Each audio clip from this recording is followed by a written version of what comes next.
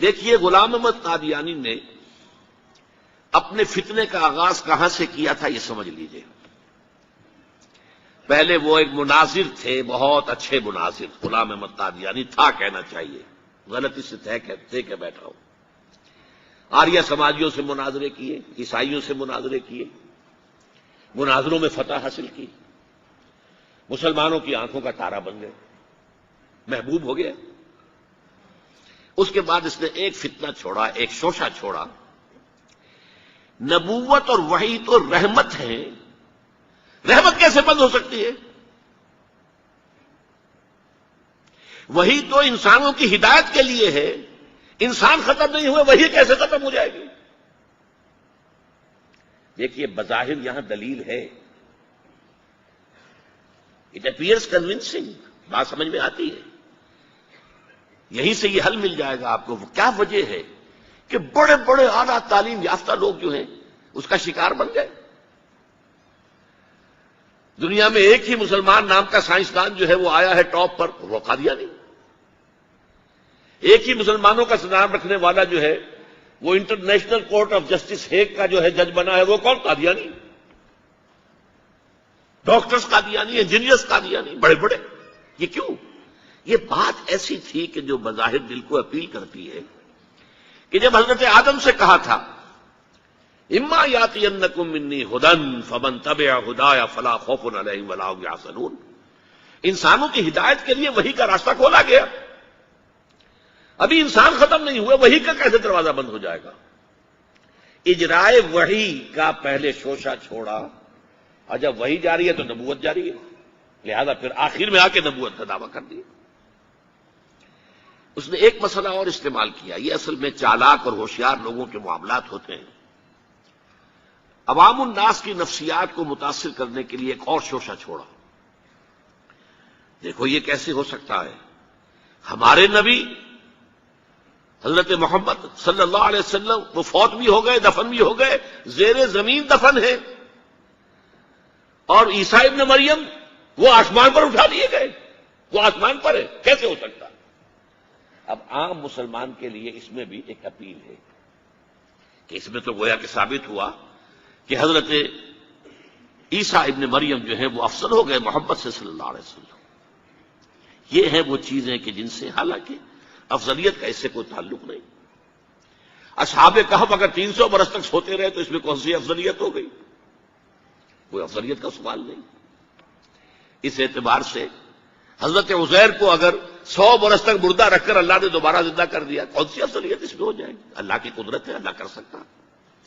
لیکن عام آدمی کو اپیل کرنے والی باتیں ہیں یہ، لہذا اس نے شوشہ چھوڑا کہ نہیں یہ غلط ہے، یہ مولویوں کے ڈھکوسلے ہیں، یہ قرآن مجید میں صراحت کے ساتھ نہیں ہے، یہ حدیثوں کے اندر ہے، حدیثوں کے بارے میں جو ہے وہ ہم اطمینان نہیں کر سکتے کہ حضرت مسیح جو ہے وہ سولی نہیں چڑھائے گئے، وہ سولی چڑھائے گئے، وہ فوت نہیں ہوئے، البتہ زخمی ہو کر وہاں سے اتار لیے گئے تھے، پھر ان کا علاج معالجہ ہو گیا، پھر وہ علاقہ چھوڑ کر کشمیر میں آ گئے، یہاں آ کر ان کا انتقال ہو گیا، یہاں دفن ہوئے، یہاں کشمیر میں ان کی قبر بھی موجود ہے۔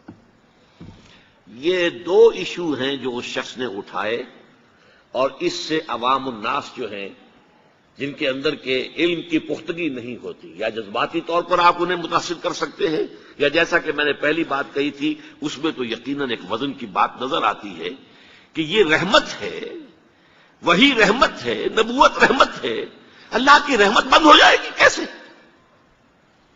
اب اس کا جواب ہے یہاں۔ میں نے اس قادیانی سے کہا کہ مجھے یہ بتاؤ کہ کیا تم یہ مانتے ہو کہ اللہ کی ہدایت قرآن میں کامل ہو گئی؟ انہوں نے کہا ہاں ہم مانتے ہیں، ہدایت کامل ہو گئی۔ میں نے کہا کیا تم یہ مانتے ہو کہ قرآن محفوظ ہے، اس میں تحریف نہیں ہوئی؟ کہ ہاں مانتے ہیں قرآن محفوظ ہے، اس میں تحریف نہیں ہوئی۔ پھر میں نے کہا مجھے منطقی وجہ بتاؤ، پھر اس وحی کی کھڑکی کو کھلے رکھنے کا فائدہ کیا ہے؟ وہاں سے جو آنا تھا جو مکمل ہو گیا قرآن۔ ہاں قرآن میں اگر تحریف ہو جاتی، اس کی حفاظت کا ذمہ نہ لیا گیا ہوتا تو کسی نبی کی ضرورت تھی کہ جو آ کے اس کی تصحیح کرتا کہ یہ بات یوں نہیں یوں تھی، یہ غلطی کر دی گئی ہے، ورنہ حقیقت یوں تھی۔ منطقی اعتبار سے ایک حاجت، ایک جواز پیدا ہوتا ہے اس وحی کے جاری رہنے کا اور نبوت کے جاری رہنے کا، بشرطے کہ ان دو باتوں میں سے کسی ایک کو مانو. یا تو یہ کہو کہ ہدایت قرآن میں مکمل نہیں ہوئی، اور یا کہو ہو تو گئی تھی لیکن قرآن جو ہے گم ہو گیا، قرآن کے اندر تحریف ہو گئی، وہ اصل قرآن نہیں ہے.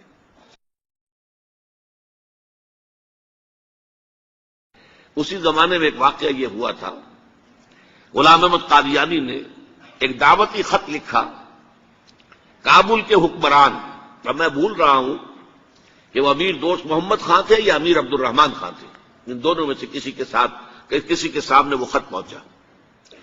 جیسے کہ حضور نے خطوط بھیجے تھے قیصر کو، کسریٰ کو، تو اس کو بھی شوق چڑھایا کہ میں بھی تو اب نبی ہوں، نبوت کا دعویٰ کر چکا ہوں، تو مجھے پڑوس کا ملک جو ہے افغانستان، وہاں کے بادشاہ کو دعوت دینی چاہیے کہ وہ مجھ پر ایمان لائے. جب وہ خط وہاں پہنچا ہے تو امیر کابل نے اسی خط پہ 2 الفاظ لکھ دیے اور واپس کر دیا. الفاظ کیا تھے؟ ای جا بیا، یہاں آؤ ذرا اور یہاں آ کر تم دعویٰ کرو نبوت کا.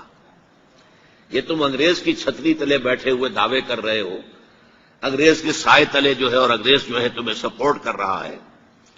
تم نے جہاد کو جو ہے ختم کر دیا، دین کے لیے حرام ہے اب دوستوں قتال، حرمت قتال. انگریز کو اور کیا چاہیے تھا؟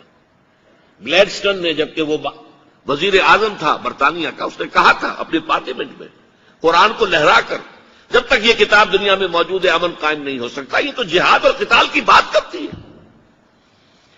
تو ان کو اور کیا چاہیے تھا کہ اگر کوئی اس قتال کو ختم کر دے، منسوخ کر دے، اور مسلمانوں میں سے جذبہ جہاد اور قتال فی سبیل اللہ کو نکال دے، تو اس سے بڑی اور کیا خدمت ہوگی. لیکن یہ کہ اگر تمہیں یہ دعوت دینی ہے تو ذرا یہاں آؤ، ای جا بے آ، یہاں آ کے یہ دعوت دو مجھے، تاکہ تمہارے 14 طبق روشن ہو، تمہیں معلوم ہو کہ اس دعویٰ کرنے کا مطلب کیا ہے.